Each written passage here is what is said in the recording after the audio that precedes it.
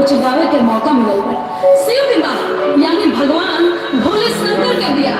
शिव मतलब सृष्टि, शिव में ही सृष्टि समाई बा।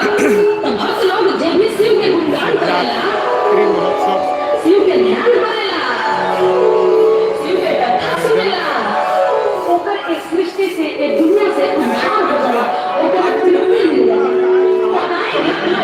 एक संगीत शिव विवाह में हमारे जिंदगी से योग मिलेगा, ओकर अपना परिचय का। ये संगीत में शिव विवाह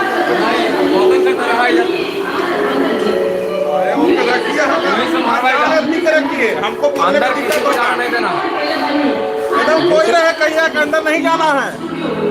मैं तो कहता कि थोड़ा सा दिया बत्ती करेंगे, जल डालेंगे, फिर आवाज जल डालेंगे। भाई हवा के